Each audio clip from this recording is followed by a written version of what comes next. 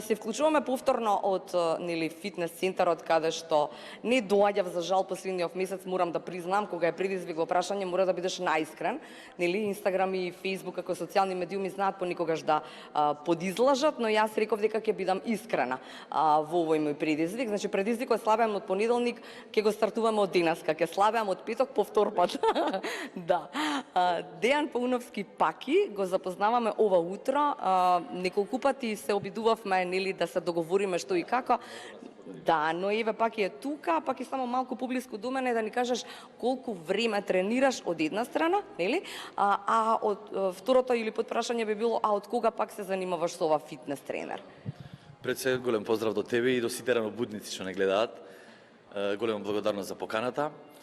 Инаку тренирам да ти кажам целиот мој живот. Ја не знам како поинаку освен овој спорт. Пробам да се сетам на некој момент кај што не тренирам, не памтам такво време. Што значи тоа? Од колку години? Па со самиот спорт општо како спорт од многу мали нозе, фудбал, кошарка, сите спортови си ги почитувам, но стрикно со бодибилдинг и фитнес некад од прилика на мои 17 години, моја 17 годишна возраст, па се до денес без пауза. Така да сигурно 18 години се постојани. Што значи тоа? Се менува животот воопшто? Се менува кога си во професијата? Ајде како фитнес тренер можеби и можеш некогаш да нели подизлажеш дека си вежбал, ама како бодибилдер веројатно не може. Да, како надпреварувачки бодибилдер, како професионалец не можеш да излажеш, бидејќи самиот настап на сцена кажува дали си тренирал и колку си тренирал и колку си едуциран тоа што го правиш, нели, како си достигнал до тоа, целиот тој пат не можеш да го излажеш бидејќи самите судии ќе те оценат како изгледаш, а за тренер, како тренер професија, може и да не изгледаш перфектно добро, може и да си со поголем процент на масти, не менува многу. Додека имаш едукација и добра комуникација и работа со луѓе, не е пресуден физичкиот изглед. Но важен е.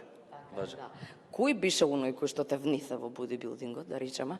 Кого виде имаш? Има таму идоли како што има во фудбал, во кошарка, во сите. Дефинитивно, почнувајќи од мали нозе, нели сите ги гледаме оние глумци од Силвестр Сталоне, Арнолд Шварценегер, сите тие ми биле идоли. Потоа сум ги менувал тие идоли во некои актуелни бодибилдери про на сцената. Така да, како што сме имале, како што кажам, Роналдо, таргет, нели да бидеме како фудбалери или... Ја не би како Роналдо. Не? Не. Многу ми е таков, не знам, он би требало да игра тенис, например, по мене. Пошто е многу индивидуалец, така, ама добро за тоа. Вкусови се во прашање. Збориме за физички перформанс на сцена, на терен. Да, он како карактер може да е терсене. Така да... Кој беше некој што вака најмногу беше од овие, да речеме, од овие што се надпреварувачи? Имаш ли некој кој што ти бил таков, некаков репер? Од старите надпреварувачи, дефинитивно, сам предпоставам ти не ги знаеш.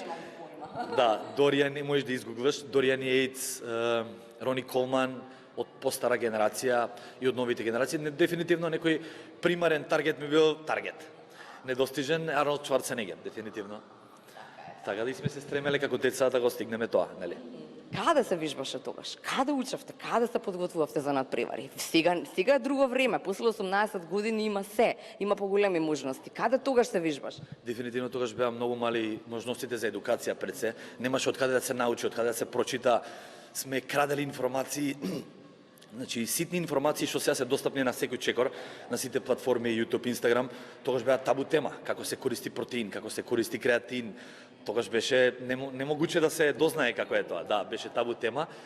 Но ете така во тие малски теретани, далеку помалку опремени од овие да, свемирски теретани. Така да учевме во некои, да кажам, подруми, почнавме со некои импровизирани справи, тегови. Имам некои слики баш пред некој ден ги гледав, тоа беа справи да не можеш да изведеш една нормална вежба, но сепак и таму сме граделе тела, сме се едуцирале по форуми, сме се дружеле, по некои часописи или физички списанија сме листале, немаше со 2 клика да дознаеш на Google како се јаде правилно или дали треба нокно време да се јаде, дали треба да се избегнува нешто, све сме барале сами. И сме пробувале на себе, што е многу ризично. Сега, во тој пат цел, ти успеа сепак на тие надпревари да освојуваш и награди, да носиш трофеи. Каде си учествувал? Веројатно е многу времето што ќе ни треба, ама да извоиш некој од надпреварите кои што за тебе се значајни, да речем. Да, па најзначаен дефинитивно ќе кажам, иако има многу државни првенства, балкански, има светско надпреварување, најзначаен би бил настапот на Арнолд Класик Europe, Европа. Тоа се одвиваше 2016 година во Барселона.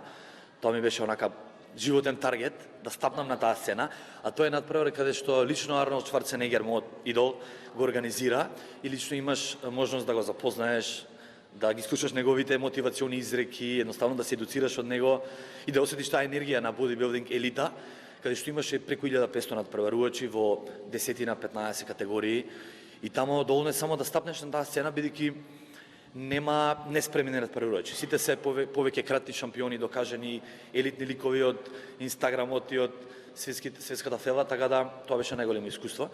Иако имам многу балкански значајни, да кажем, и серебра, македонски златни трофеи. Во 2014 година бев на светското во Словенија Копер од федерацијата IBFF, таму бев трето место. Како успех тоа ми е најголем достиг, да. Но сепак моја најголема желба беше Арнолд Класик. И сега откако успеа тоа, што е следниот таргет? Па имаше еден многу јак таргет за кој што се спремав кога не фати короната, негде 2019-2020 се спремав исто за Арнолд Класик, да направам камбек, да се вратам во појака форма. Но ете, короната не спречи, се откажа сите тие организации и евенти од јавен карактер, сите собери и одложив за оваа година најверојатно. Сега почнам со припреми за следната година. 23-та значи таму. Треба да очекуваме дека ќе ни се вратиш со нели со искуства барем споделени. Дефинитивно, дали ќе биде тоа на пролет или на есен ќе одлучам периодов, деновиве, но дефинитивно 2023 ми е таргет јак. И оно што можеби не знаат сега, јас не знам, например, како, што тоа оценуваат судиите и што е важно во бодибилдингот, всушност, како се стига до медал?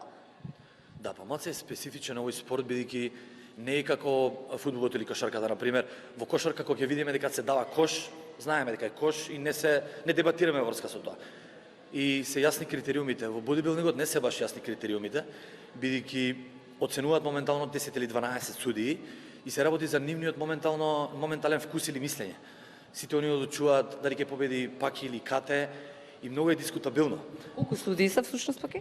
Па, например, на нашите надпревари има 5-6, на елитните по 12-15, но сепак има некои главни критериуми по кои што се водат. Тоа се пред се дефиниција како критериум број 1. Дефиниција мислам на низок процент на, како речат, нели ти си дефиниран, мислам на низок процент на бодифет дека имаш. Значи тоа е пресудно за да доминираш во твојата категорија, дали се 5 или 20 луѓе, мора да си со понизок бодифет за да си конкурентен. Прво тоа, втор критериум е маса, односно волумен на мускулите.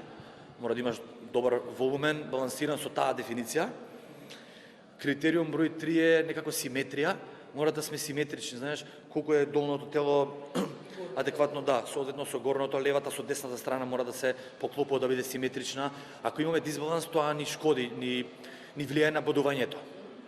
И четврто, многу важно, естетиката. Знаеш, сепак ова е спорт на убавина, презентација на убавина на сцена, и ако немаш естетика, колку и да си добар во тие претходни критериуми и параметри, ќе паднеш рейтинг 2-3 подоле, знаеш. Сепак е, нели, таков е спортот кај што се презентира лепота на тело, физикус. И сега во модерниот бодибилдинг со новите категории многу се цени и самиот позинг, бидејќи секој надпреварувач имаат своја точка, свој позинг, минута, 2-3. Да, одам натака, јас бегам да завршам. Извини. Точката се, например, кога се надпреварувам, имам 3 минутен позинг, 2 минутен, зависи, со своја песна. И таа си имам своја рутина, позинг, каде што и тоа се оценува. И дури сега во модерните надпревари се оценува и бојата на кожа, односно, нели, нанесуваме боја, специјална е таа надпреварувачка, и дали имаш акни, дали имаш тетоважи, сето тоа влага во бодувањето. Сега бодуваат и насмевка, и коса, и фризура, и став, и харизма на сцена. Сега се веќе. Треба да си фул пакет за да победиш. Не е само излези, стегни се, оди си дома и земи си прво место, така да се влијае на оценката. Тоа е интересно. Ајде сега на оној другиот дел, на фитнес тренер. Како фитнес тренер, знам некои искуства, знам споделени работи дека паки ми даде диета, паки вежбав со паки услабев толку и толку. Кои се најголемите трансформации и всушност што ти е, ако ти е таргет Арнолд, нели, или да стигнам до таму, што ти е поголем предизвик? Кој да дојде како клиент за да нели се види твојата работа некако? Да. Па реално обожавам да работам со луѓе, затоа и сум одбрал оваа професија. Едноставно имам добра релација со тие што сакаат да ослабат и бараат моја помош.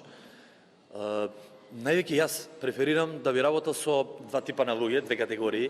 Тоа се пред се деца млади и мали, кои што немаат претходна база, погрешна база на знаење на некои предрасуди и митови врска со здравиот стил на живот и фитнес. И би сакал јас, често тоа ми успева во 99% од случаевите, да им наметнам, да кажам, некој здрав стил на живот, здрави хормони, здрави коски, здрави мускули, здрава храна. И секогаш ми успевало и ми се секогаш благодарни тие деца кои што растат во некои спортски индивидуи и да работат со нешто друго, они вечно ме памтат како првиот учител, знаеш. Вториот тип на луѓе што ми се голем предизвик, како што праша, ми се оние екстремно дебели луѓе, за жал, нели мора да ги наречеме така, екстремно дебели луѓе XXL величина над 150-200 кила, каде што преферирам да работам и да им помагам, им го менувам својот живот и луѓе, пред се луѓе кои што се заглавени во време и простор, кои што се демотивирани и не знаат од каде да почнат, како да почнат својата приказка, својот почеток и мислат дека не веруваат у процесот и се убедени дека не постои за нив излез. Да, дека оние луѓе кои што мислат дека пробале све од диети, програми, апликации, тренери, различни спортски активности, едноставно не им оди од рака, односно нешто грешат, а не знаат што грешат. И највеќе ефикасност имам со тие луѓе и драго ми е што им многу помогнато и сменето животи. Тоа ми е, затоа и се сакам многу професијата. Паки имаме уште ние муабети многу, ама доволно еве за откривање на тоа кој е Паки, па во следните нели линковски вклучувања вакви ќе позборуваме и на други теми. Какви се оние можности? Само за крај можеби некоја реченица како мотивација од Арнолд. Од Арнолд? Не, може од мене реченица. Не ми текна. Паки! Имам многу, не ми текна. Од Арнолд никоја. Дефинитивно треба да вложуваме во себе. Треба да го живееме спортот без разлика дали сме надпреварувачи, рекреативци, доктори, адвокати, што и да сме по професија, водители. Дефинитивно треба да се грижиме за себе, бидејќи телото треба да ни трае. Не е само моментов сега и годинава да уживаме во таа штетна храна и тоа што ни го нуди, нели, новиот стил, брзиот стил на живот. Дефинитивно треба да вложуваме во нас, бидејќи тоа треба да трае 100 години, најмалку. Дај Боже. Најмалку 100 години, па и јаче. Така да дефинитивно влогот во себе се исплати. Порано или покасно само треба трпение, дефинитивно трпението и времето се нешто што луѓето ги ескивираат и ги забораваат и сакаат се преку ног како шорткат, за жал. Добро, фала ти Паки. Ете, добро, споделено искуство убава. Се запознавме со Дејан Пуновски Паки, барем дел од неговите искуства ни ги раскажи како фитнес тренер и како бодибилдери. Не знам дали се слушаме и дали е ова доволно нели за провокација, можеби веќе следниот или од денеска да почнете да внимавате на себе, малку повеќе барем.